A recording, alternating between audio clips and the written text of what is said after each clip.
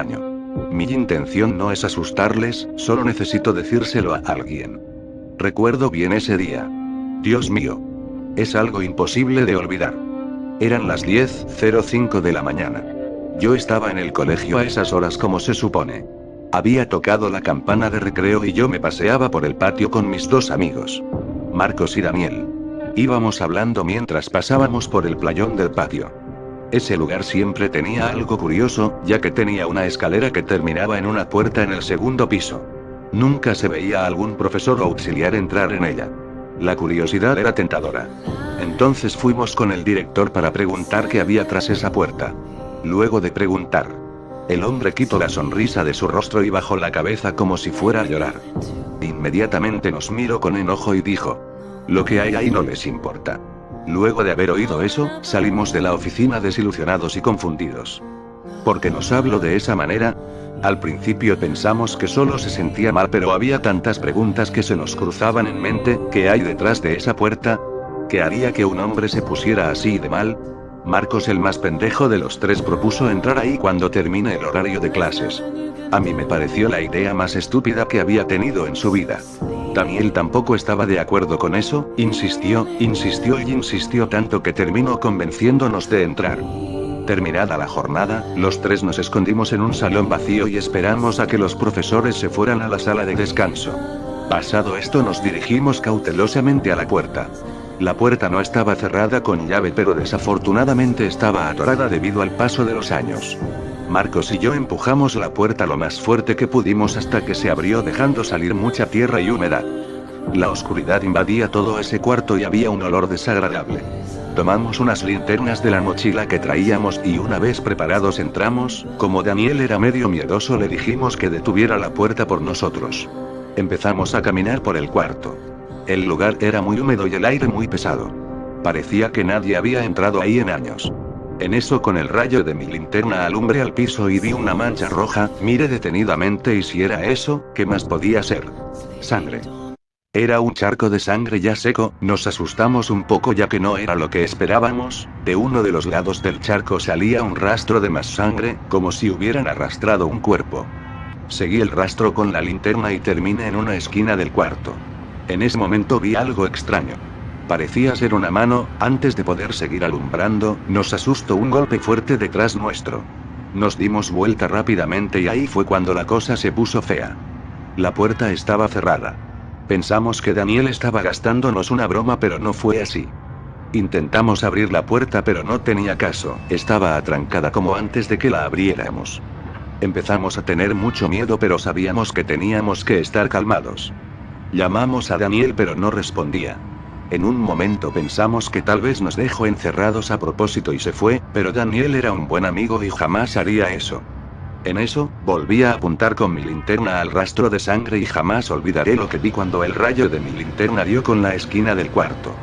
Parecía ser un niño sentado en posición fetal e inmóvil. Marcos estaba a punto de gritar pero le tapé la boca con mi mano mientras observaba al niño. Estaba sentado mirando hacia la pared. Fue entonces cuando empezó a voltear. Estábamos desesperados y no estábamos preparados para lo que iba a pasar. Cuando se volteó, definitivamente su rostro era todo pálido, tenía cortes horribles por toda la cara y sus ojos eran negros. Se nos quedó mirando por un instante y entonces repentinamente dio un grito horrible que terminó por aturdirnos. Cuando logramos recuperarnos, volví a apuntar mi linterna a él, pero ya no estaba ahí. Cuando bajamos la guardia, algo me golpeó por atrás dejándome inconsciente. Recuerdo bien que desperté en medio de la oscuridad. Ese olor me decía que aún seguía en ese horrible cuarto.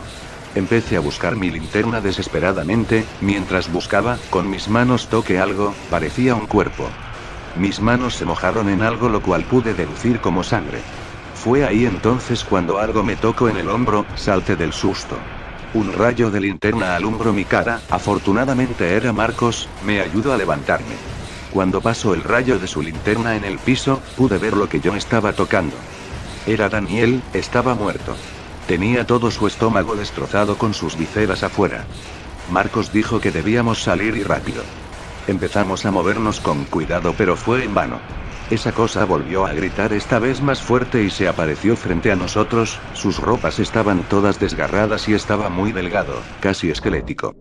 Intentamos evadirlo pero se movía a una velocidad sobrenatural. Era imposible de creer. Corrimos por todo el cuarto para escondernos de eso. Después de unos minutos parecía que ya no estaba. No sentimos gritos ni nada por el estilo. Rápidamente corrimos a la puerta e intentamos lo más posible para abrirla, pero como dije antes era imposible, estaba completamente atrancada. Fue ahí cuando Marcos vio un hacha en el piso. Dijo que con eso podríamos romper la cerradura de la puerta. Tomé el hacha del suelo y empecé a pegarle a la cerradura. Faltaban solo unos pocos golpes para que se rompiera. Antes de seguir haciendo esto, esa criatura me tomó repentinamente de las piernas haciéndome caer. Esa cosa me arrastraba cada vez más hacia mi muerte, pude ver en sus ojos ennegrecidos ese odio que tenía acumulado. Rápidamente un hachazo se impactó en la espalda de esa cosa.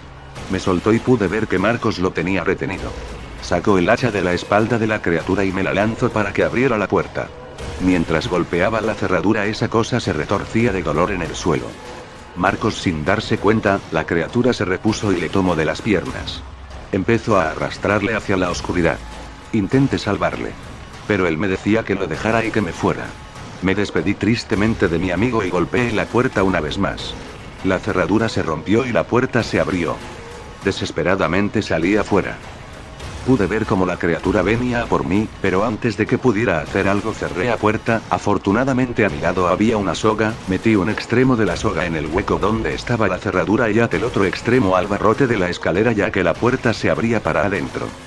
Después de eso bajé al playón de nuevo y me dejé caer en el piso por el cansancio y el shock. Desperté sentado en una silla. Estaba en la oficina del director, él me estaba mirando fijamente de forma molesta. Fue ahí cuando le pregunté qué es lo que había encerrado ahí. Él me sirvió un vaso de agua y empezó a contarme. Me dijo que lo que está ahí adentro era su hijo llamado Ben. Yo me quedé sorprendido. Me dijo que su hijo tenía serios problemas tanto mentales como de salud, era un niño incontrolable, odiaba todo el que se le acercara. Contó que él mismo mató a su propia madre con un picahielo. El hombre había quedado destrozado sabiendo que su propio hijo mató a su madre. Decidió encerrarlo en lo que antes era el cuarto de calderas, desde entonces lo alimentaba todos los días y nunca dejó que viera la luz del día otra vez. Yo le pregunté por qué no lo llevó a un hospital mental.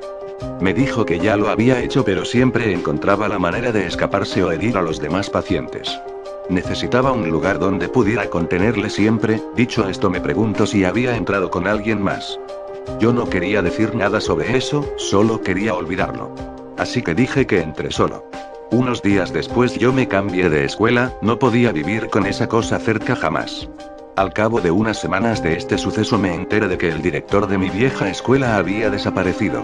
Jamás encontraron al director, pero tal vez yo sepa lo que le pasó.